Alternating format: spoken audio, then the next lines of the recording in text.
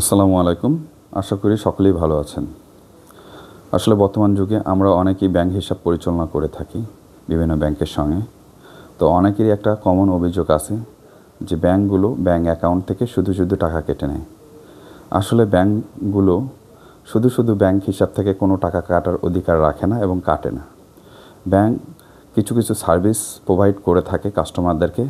Bank ওই সব সার্ভিসের বিপরীতে কিছু কিছু সার্ভিস চার্জ কেটে নেয়, যেমন অ্যাকাউন্ট মেইনটেন্যান্স ফি, ইন্টারনেট ব্যাংকিং ফি, SMS ফি, ডেবিট কার্ড ফি, এইসব চার্জ। এবং ব্যাংক আরও কিছু ট্যাক্স কাটে, ভ্যাট কাটে। যেমন সরকার এইসব ট্যাক্স এবং ভ্যাট কিন্তু সরকারের পক্ষ থেকে ব্যাংক কেটে নেয় এবং নির্দিষ্ট টাইম পরে ব্যাংক এইসব টাকা সরকারি কোষাগারে জমা দেয়। যেমন ইনকাম ট্যাক্স, এক্সাইজ ডিউটি এবং বিভিন্ন সার্ভিসের ওপরে ব্যাংক ভ্যাট কেটে নেয় এবং এই ভ্যাটের টাকাও ব্যাংক সরকারি কোষাগারে নির্দিষ্ট সময় পরে জমা দেয়। তো আমরা চাইলেই আমাদের কিছু কিছু সার্ভিস চার্জ, ব্যাংকের সার্ভিস চার্জ কমিয়ে ফেলতে পারি। যেমন আমার যদি প্রয়োজন না হয়, আমি ইন্টারনেট ব্যাংকিং নেব না, তাহলে bank internet banking service charge কাটবে না। আমার যদি প্রয়োজন না হয়, আমি SMS সার্ভিস নেব না, ব্যাংক তাহলে SMS সার্ভিস চার্জ কাটবে না। আমার যদি প্রয়োজন না হয়, আমি ATM কার্ড নেব না, ব্যাংক তাহলে ATM-এর অ্যানুয়াল ফি নেবে না। এভাবে আমরা চাইলে আমাদের ব্যাংক হিসাবের সার্ভিস চার্জগুলো কমিয়ে ফেলতে পারি।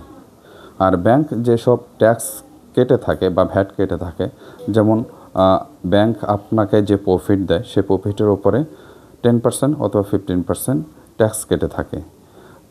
আপনার যদি টিন সার্টিফিকেট থাকে তাহলে 10% কাটবে, আর যদি না থাকে তাহলে 15% কাটবে। ব্যাংক বছরে একবার সরকারের পক্ষ থেকে এক্সাইজ ডিউটি কেটে নেয় আপনার অ্যাকাউন্ট থেকে। আর সেক্ষেত্রে বর্তমান প্রচলিত নিয়ম অনুযায়ী আপনার ব্যাংকের স্থিতি যদি 3 লাখ টাকা পর্যন্ত হয়, তাহলে আপনার অ্যাকাউন্ট থেকে কোনো টাকা কাটবে না। যদি আপনার ব্যাংকের স্থিতি 5 লাখ টাকা পর্যন্ত হয়, তাহলে আপনার ব্যাংক হিসাব থেকে 150 টাকা কেটে নেবে, 150 টাকা।